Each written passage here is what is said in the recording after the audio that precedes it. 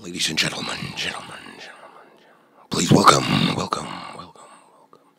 me to another episode of Beards and Cars. For those who are unfamiliar with this series, this is where we talk about more informal stuff that might be related to the channel, YouTube, gaming, could be a specific game. Sometimes we've broken down stuff like Gran Turismo Sport. And in this particular pick, I wanted to break down a couple of different things. One is a video which I do still plan to make a separate video for, just to get a bit more attention around it, for obvious business reasons.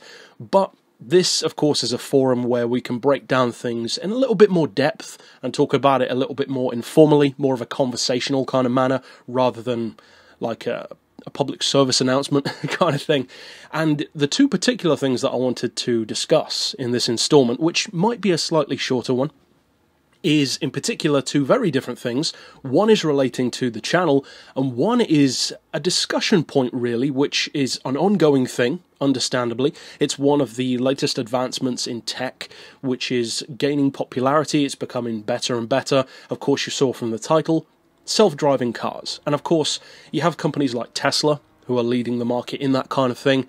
But I wanted to have kind of a discussion with you guys in the comments, as usual, as to what your thoughts on self-driving cars are. Because for me personally, there are 3 points which I always raise with people who are either against or for self-driving cars. They are more, well, not necessarily negative, but they're points that you should, I think, give strong thought to before you decide whether or not you support the idea of self-driving cars, and also beyond that, of course, on a consumer investment level, whether or not you would actually buy a self-driving car. Now, of course, when you mention something like that, most of us have an immediate emotional reaction. You either love the idea or you dislike the idea. And then after that initial reaction, you can simmer down or calm down and then discuss different points for or against. And the case for me is that self-driving cars seem like kind of a necessity for a lot of people, but at the same time, it's not something which I have any desire to have. I have an interest in it, of course, purely for the tech side of things. It's very clever, it's well designed, and of course it's being refined all the time. But on a purchase level, you know, actually putting your money where your mouth is, I wouldn't actually buy a car because it's self-driving, and I certainly wouldn't pay extra to have it. And the main reason for me why that is the case actually has nothing to do with safety or anything like that. It's because I would just rather do it myself for the enjoyment of driving. Now, of course, in city traffic, that kind of stuff, the enjoyment of driving just isn't there. You're moving at a crawl, it's not enjoyable at all. So under those circumstances, of course, that makes sense. But I think it's also something which maybe not old drivers, but older drivers who have already been on the road for a few years. Myself, for instance, I'm not on the road. I currently have no need for any kind of vehicle of my own. I could get one if I wanted to, but I just don't need one. And I decided kind of unofficially that I didn't want to get either a car or a motorbike until I could afford to, in effect, waste that money. Because at the end of the day, any vehicle, and anyone who's been on the road for a number of years will tell you this, any vehicle is a money pit. That is what they are. If they're new, if they're used, if they're a performance car, if they're not a performance car, all vehicles are a money pit, because you always have to pay to keep them on the road. You have to repair them if they break down, and a lot of time, especially younger drivers or soon-to-be drivers, don't even think of stuff like repairs. You just think, well, my car won't break down. It's just like with accidents. You think it won't happen to me. But of course it will, because it does happen to someone. So statistically, there is a chance that it can happen to you. A fairly high one. And of course, most cars break down. All cars break down eventually. So it's just something that you have to deal with. But it's something which most of us would rather not think about, especially if you're buying an expensive car or a new car.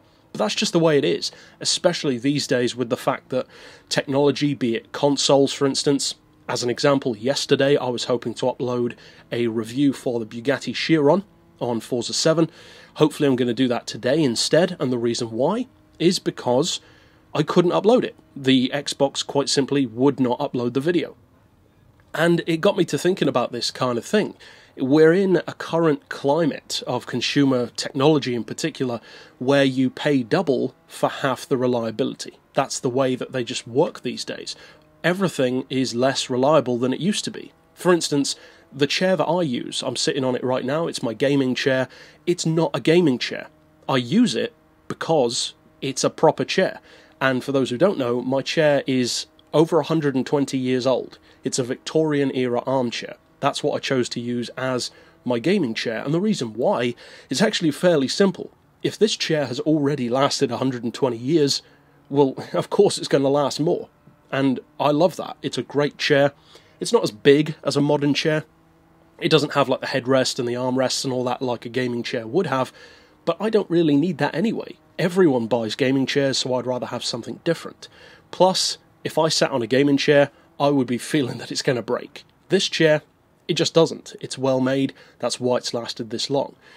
Likewise with tech, they just don't make things like that anymore. I've got a PS2 sitting here next to me, which I've had since I was, I don't know, however old I was in like 2004, because that's how long I've had it. So that was, 14 years ago, so I was 10 years old. So when I was 10 years old, I had that PS2, and I still own it now. I still use it to play games on. The PS4, not a chance. Not a chance will my PS4 last that long, and certainly not the PS3. I've already had 2 of them. The current one's having some issues. Will it break? Won't it? Who knows? I'm kind of past caring at this point, because it's just something that happens. Now, likewise with a car, once you've been driving on the road for a bit longer, and even though I haven't been, I can still appreciate totally where this is coming from. Say, for instance, you've been on the road for 5-10 years, you're over the point of enjoying just driving every day. Some people aren't, but most people would be, especially people who aren't super into cars and they're more of just a means of transportation. Well, yeah, of course, for those people, especially if you live in a city, a self-driving car makes a whole lot of sense. Because, like a Tesla, for instance, you can just put it into autopilot, it follows the car in front. You still have to occasionally put your hand on the wheel every so often to remind the car that you're still there, as a safety feature, of course, and you still do have to retain some control, because currently Teslas do not stop for stop signs or traffic lights. They just copy what the car in front is doing, which is great as long as the car that you're following is obeying the law, which is, of course, the issue. What if it isn't? So it's still being developed, but the 3 points in particular that I would always recommend someone to think about before they go for a self-driving car, or if they in the future perhaps have it as an option on their car, is control, security, and trust. Now, one of these points I definitely can't take credit for, and I'm sure all 3 of them have been mentioned by other people, but one of them I know has been, and it was mentioned by Clarkson on Top Gear, and I'm sure many of you guys know the point I'm going to bring up. It's a very, very valid one, and it's one which a lot of people don't even think of. And that point is, mathematically speaking, can you trust a self-driving car? Now, a lot of people would say, well, of course you can trust the technology. Not trusting technology is a fool's game, because you're assuming that a human can make a better decision than a computer, which is simply false. A computer will make a quicker decision, and it will weigh up the odds far more efficiently than a human can. However, with that being said, what if you are alone in the car, and as Clarkson said, there are 2 people crossing the road, 2 pedestrians? The car has a decision. Is it going to kill 2 pedestrians, or is it going to swerve off the road and kill you? Now, those scenarios may be rare, but they are still scenarios that could happen. Because no matter how good your car is, no car has 100% braking. That's one of the very basic things that you learn when I did my mechanics course way back in college. No car has 100% braking, because if you did, it would stop on a dime and you'd literally go through the windscreen whether you had a seatbelt or not. So no car has that. Every car has a stopping distance, no matter how good it is. Even a race car does, of course, and they are the pinnacle of that kind of technology. So sometimes the car could calculate far quicker than you can. There is no way that the car can stop in time, so it will swerve instead.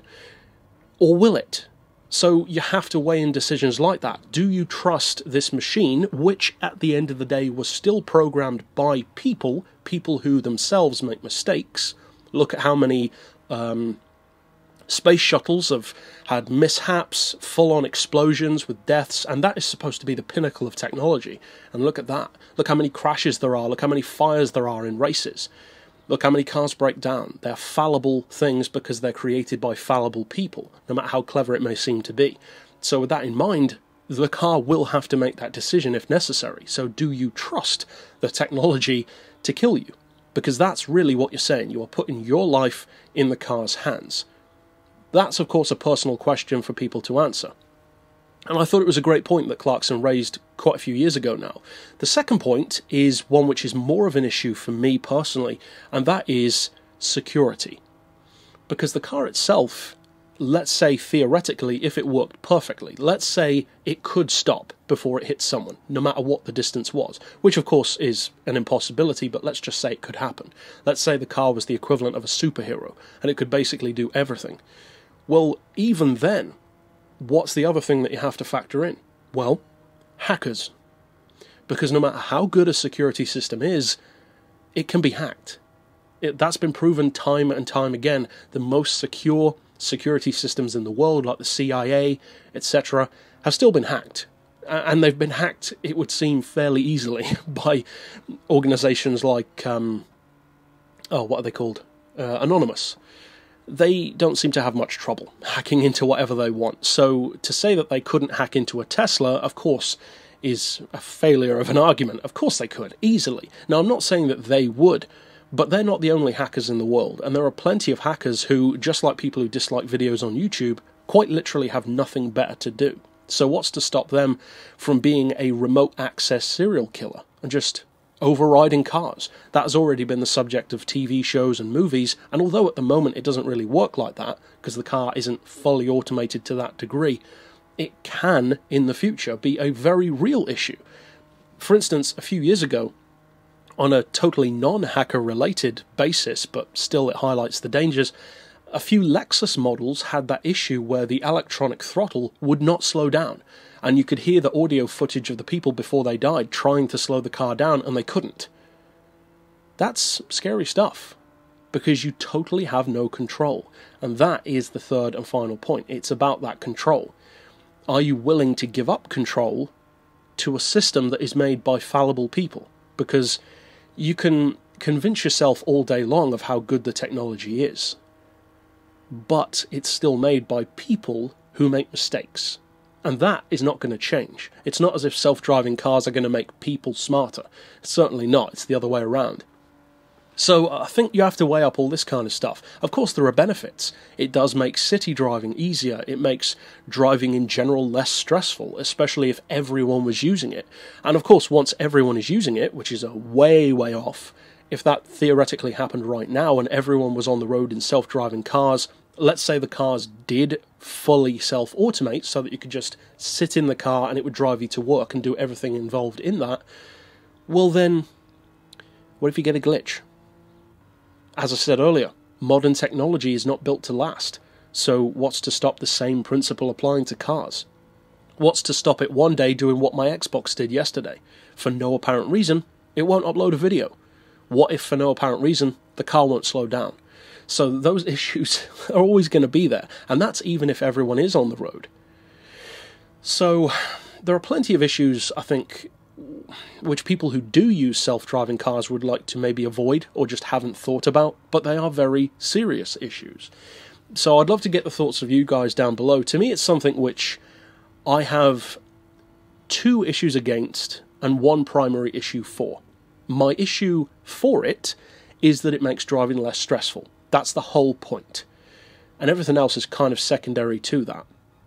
But then the two major points against it are, one, I would rather drive myself, which is more of just a personal thing, not based on any facts. And then the factual side of things is the ones that I mentioned just now. It's, at the end of the day, still a fallible system. So, to some degree, you have to trust it. And the simple fact is, although a computer may make less mistakes than a human, which is arguable, it's still going to make some. So to be blind to that is unwise. It's going to make mistakes, it's going to break down. But the second point, because that's kind of a random one, of course, it's not something which we talk about much on the channel, but it's an important one to raise, especially with the way tech is going, and especially because we currently have a generation that's growing up having self-driving cars as a normal part of their life. And I wasn't born that long ago. I was born in '94, and even to me, this is radically different. So for someone who's like what I would call a true millennial, someone who's born from the year 2000 after, well then, this is just a normal part of their life. Self-driving cars are just a thing, whereas before they just weren't a thing. They were very much science fiction. And they kind of still are, because they're not fully automated, but it's science fiction that becomes a reality, kind of like Star Trek, whatever they used to call them, those communication devices that essentially became mobile phones. So tech does come from the science fiction world into reality at a certain point. And the funny thing is, whenever you look at those old movies, looking at what today might look like, they always have it way off, because they think tech will advance far more quickly than it actually does. And of course, for the most part, a lot of tech that has advanced could be used, but it's held back because it's not good for business. For instance, I have it on good authority that there are currently forms of fuel which were deliberately shelved because they would lose money for oil companies. That's just the way it is, and that doesn't surprise me at all. It's something which people don't think about, and the people who do think about it think, well, it's probably just a conspiracy. It's not. That's true. So there are things that are held back deliberately for the sake of business, because the simple fact is business is not about the consumer, it's about the business. Which is why when people say stuff like, the customer is always right. No, they're not. The customer is told that they're right, because that makes them feel empowered to buy more stuff. The whole thing is a system which is just geared to make more money, and that applies to tech as well, which is again why we have tech that's twice the price for half the reliability. One of my ongoing issues is with Apple phones. I use an Apple phone. The iOS 11 update totally crippled it. My battery is ridiculously horrendous now. Before, I could watch, say, a 40-minute YouTube video like Rhett and Link's Ear Biscuits episode, which is like a podcast, kind of like this one. It actually inspired this series. I could watch that, and I'd still have maybe 85-90% battery left after a 40-minute video. Now, when I get to work in the morning, after a 100% battery charge, just being out in the cold, when I get to work and I put the phone on, it's at 70% in 10 minutes. And I can literally watch the battery go down. I've even screen capped it and put it on Twitter to show the kind of battery depletion which it has. It's absolutely ridiculous. But that's for another time. I don't have much time for Apple. They are one of the worst, in fact, and I believe that it may be different if you looked into the history of it, but I do strongly believe that Apple is one of the main companies that led the charge in this screwing over of customers for the sake of the next thing. Because they're so big that they don't care. They don't need to care, because even if they have some conspiracy going on, people are still going to buy them. That's sad, and it's something which ain't going to change anytime soon. Because for any company to take them on, they'd have to be so big, or Apple would have to do something way beyond what they're currently doing, because it's a fact that they screwed customers over. They admitted to making phones that are only supposed to last 2 years. What kind of consumer value is that? You pay £400 or £500 for a phone and it lasts 2 years. Even a console is supposed to last more than that. This is a phone. It's ridiculous. And yet you can get those old Nokia brick phones, which are memes in among themselves, because they're so strong, and you could just plug that in now and it will work just fine. It's ridiculous how bad technology is these days, and it's not because newer tech makes them fragile. That's rubbish. Absolute rubbish. They're deliberately made to break. And Apple would say, oh, it's for the environment. No, it isn't. It's so that you can sell more phones. But that's enough for that rant. It's an ongoing rant for me because I have so much trouble with my phones. I think about transferring over to stuff like HTC's or the Samsung Galaxy, but it's not like they're without their issues. I mean, for a while, anyone who owned a Samsung could basically end up having it melted to their face. You know, all phones have issues. So, there you go. Because it's not about Apple. All of them do it. It's become the norm. And the most infuriating thing for me is that the public has just accepted it. It's like with YouTube. Everyone complains, and then they just forget. They just let them carry on. And it's not like our smaller channels are in any position to do anything about it. It's the big channels who can, and all they do is just whine. They don't actually use their money to do something about it, and so the rest of us have to just put up with it, which is a shame. But the second point, getting away from all that, kind of turned into a rant, but hey, you've got to rant sometimes, was more about the channel. As I said, 1 point to do with tech, 1 point to do with the channel, and this is the one which I plan to do a separate video for later on as well. And that is that I've, as many of you know, especially those who watch this series regularly, I've wanted to add new perks and new rewards to Patreon sponsors for quite some time. In fact, from day one, I wanted to try and keep thinking of new things to add. And one of the obvious ones is stuff like merch, like give away free merch. But, as I said, I believe it was last week, actually, about the free t-shirts, I contacted TeePublic to try and get something going with them. I wasn't sure if they offered anything like that. As it happens, they do. And they were very helpful with that. And they've actually integrated it in for me now. So I've added 3 new perks to 2 of the tiers. Because for those who are unfamiliar with my Patreon, there's 3 levels. There's the Fan, which is $1 and above.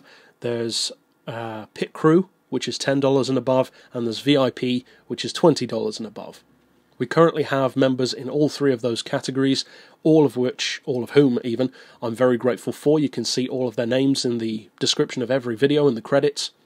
And the 3 new things that I added in particular were for the VIP level, which is the middle level. I added a bonus code, which TeePublic very thankfully gave me, for 30% off everything from that store. So that's the shirts, which I mentioned having new ones of. And that changes every month, and they can use that as many times in the month as they want. But then for the VIP level, I went a step further. They also get that, but they also get a free shirt, because for a while I wanted to give away free shirts, but I wasn't sure how to set something like that up. So the way it basically works is actually very simple. When I say it's a free shirt, of course, TeePublic still wants to get paid, because they're a business, of course. So the way it works now is that when someone becomes a VIP, they can send me their shipping address like we would for a giveaway, and then what happens is I will go on to TeePublic and order a shirt for them. Like, they go on there, select what shirt they want, what colour, what size, what style, premium, etc. Then send me the details, and I will go on and buy it for them, but just put in their shipping details and their name, etc. instead. So it's not a free shirt, it's just that I'm paying for it instead, but it allows the fan to have the free shirt. And I think that's pretty cool. So something which I wanted to do for a while, we've finally got the ball rolling, and ultimately it was actually a fairly simple fix that I just hadn't thought of. Of course, that's a simple way of doing it. And there are other ways of doing it as well, but that's the one that I've gone with. So the 3 new perks, it's actually 2 new perks, and one of them is used on 2 tiers, are the Pit Crew now get the 30% off permanently for as many things as they want, and then the VIPs get that same thing, also 30% off everything, but they also get, for the first month, a free shirt of their choice. So I'm happy to have added those new things. It means that the base level get credit in the credits of every video. Then, I mean, you can see all of this on the site anyway, and the link's in the description always, but then the Pit Crew gets their name in the description and a custom video every month, and now 30% off as well. And then the VIPs get 5 bonuses. I think it's 5. Yeah, I think it's 5 or 6, but I think it's 5. They get the name in the credits, they get the custom video every month, they get the kind of controversial, but I mean, not really. I haven't really had many people who had an issue with it. They get increased odds of winning in giveaways. I actually have a VIP member who didn't want to use that advantage, which is fair enough. Of course, as I said, it's not something which everyone would be comfortable with using, but it's there as an option. And the way I view it is not as increased odds, it's more so just like the VIP perks that you'd get in a game. If you buy the VIP version of Forza, for instance, you get access to extra stuff. You get the VIP logo next to your name. You get, for instance, I get the car packs for free because I bought the collector's edition of the game, which is the VIP, so I don't have to go through the trouble of downloading the car packs. It just does it automatically and I don't pay anything. So that's great. Just like that, with the VIP level, you get that perk. So basically what that means is that in a giveaway, like the one that we did recently, I put all of the names of the people who entered into a hat, a metaphorical hat, it's usually a mixing bowl, and then those who are in the hat, of course, each have an equal chance, whereas those who are VIP level get that perk where I put their name in 3 times. So you don't actually have 3 times the chance of winning. It doesn't really work that way because there are still those other names in there, but it gives you more of a chance. And more so over the course of this channel, I'm going to be making the giveaways available for more and more winners. Because, of course, the first giveaway, or it wasn't the first giveaway, but the first major one, was at 10k, and I gave 3 winners 10 games each. That was pretty cool. Then for the recent one, I increased it to 6 winners, 5 of whom could choose 5 games each, and one of them had, of course, the grand prize of that Porsche model car. And that's definitely something which I plan to do again with different models, even more expensive ones. Not necessarily rarer ones, because that one was a pretty rare car, but you know what I mean. Some of the ones which I would like to give away in the future would be like 1/18 scale Red Bull X 2010s, because that's a gorgeous looking model, and I think that would be awesome to give away, or a model of the Ford GT LM race car Spec 2 from Gran Turismo 4, something like that. Something which is more personalised to my kind of community, whereas the Porsche is really nice, but it's not directly tied in, it's just a nice car. So in future, what I had in mind is, instead of buying all of these games that I usually do, I'm actually paring it back a little bit, so that now I'm going to be focusing on buying stuff like Forza games, Gran Turismo games, that kind of thing, something which is far more specialised towards my audience, Tourist Trophy, Enthusia, that kind of thing. If I see them for sale, pick those up, so that those who like to be completionists, or just like to try out older games but maybe don't have access to it in their country, etc., etc., they can enter the competition and say, oh, I don't have that game, I'd like to collect that one, and grab it. And of course, the fact that it's not brand new doesn't really matter, because you just can't get those games brand new anymore.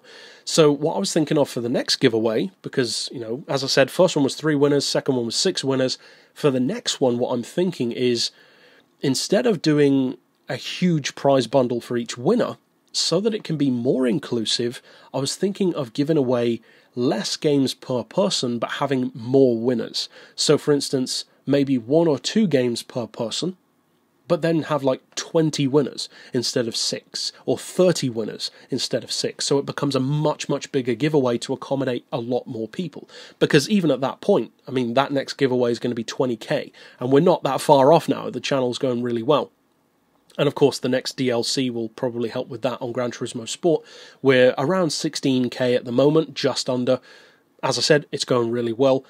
But what was I going to say about that? Oh yeah, the next giveaway. Next giveaway is going to be 20k. So maybe at 20k we can have 20 winners who pick like a game or a couple of games each. And what I was also thinking of tied into that was to have it to be a game which maybe more people might want, because obviously a lot of people already have the entire Forza collection, or the entire Gran Turismo collection, or some of those older obscure games like Enthusia, Test Drive Unlimited, that kind of stuff. So for those people, maybe I could, instead of buying like £40 or £50 worth of used games, maybe just buy 2 copies of Gran Turismo Sport on the PS4, or Forza 7 on the Xbox One, or Horizon 3, or Horizon 4, which is coming out in whenever that is, not too long, so that I could give away these more personalised things. Well, not more personalised, but you know what I mean. Maybe a game that more people would want, or haven't purchased yet. Maybe some people just still don't have the PS4. And in the future, as I've alluded to before and hinted at, there are much, much bigger things that I'd like to give away. Stuff like actual consoles. At the moment, I'm not in a financial position to do that, quite simply. Even with YouTube plus a part-time job, I'm simply not. Because I've still got other stuff to pay, you know, bills, that's the way it is. But in the future, it's definitely something which I would like to integrate into the channel to give away bigger and better things to more people. And in some cases, way bigger things. And again, that's another hint. But yeah, that's basically what I wanted to raise. As I said, I'm going to do another breakdown video of that later today about the new perks on Patreon. Everyone isn't in a position to go on something like Patreon, but for those who do, and for those who already are, you guys know how grateful I am. It's amazing to have that kind of support. And even before we had it, there were plenty of people asking, why don't I have one, or do I have one, or you should have one. So yeah, and although a lot of people on this channel don't think of it, Patreon actually really benefits the second channel even more. Because, of course, when you donate to Patreon, you're supporting all of my work, not just HSG. And the second channel, SHM, Sledgehammer Movies, that channel greatly benefits from the Patreon in particular. And although I don't think we have any patrons specifically from that channel, those who do are still supporting it in a kind of a tangential kind of way, because that channel is still being hit ridiculously hard by YouTube. I request videos to get double checked for whether or not they're advertiser friendly according to YouTube's blatantly biased system. You know, the MPAA give the movie a rating, but YouTube knows better than that. We know better than the MPAA. We can decide whether a movie review is safe for advertisers or not. It's such trash, the way they arbitrarily decide what is and isn't right. It's almost like YouTube is trying to be PG-13. That's just not what it's about. But, hey, that's the way it is, and it's not like we can change it, as I said earlier, not for the moment at least. But, yeah, that second channel's been hit really hard. It's making virtually nothing, actually, because all of the horror reviews which I do immediately get demonetized before they've even been released. They literally get demonetized while I'm still adding the description and the title.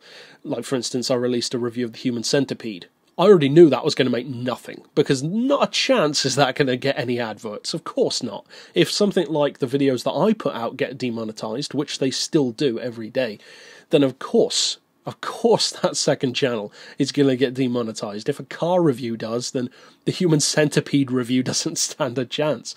So those of you who do donate already, you really do help that second channel, and you also make the second channel still worth doing. Because, of course, it's nice to say I would do YouTube regardless of the money, and I do feel that way, for sure, because I just love movies, and I prove that by still doing it.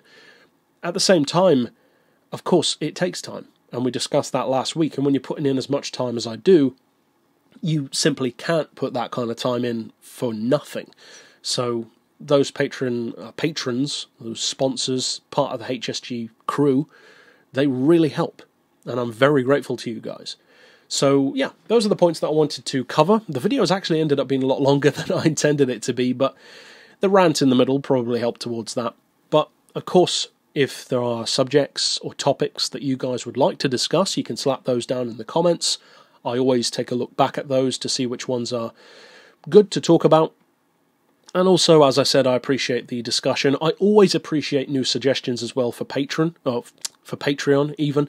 Even if you don't plan to support it, people can still have good ideas, and I'm always open to those, because I'm always trying to think of new things. I'd like to have as many perks as possible for each particular tier, but sometimes I just don't have the time to think them up, or the spark just doesn't come to me, because of course a good idea sometimes just happens, and if it doesn't happen, it's not there. So, rambling aside, of course, I'll see you guys next time. I'd love to hear your thoughts down below about Patreon even, and the self-driving cars as well. But until next time, I'll see you then. So for now, thanks for watching.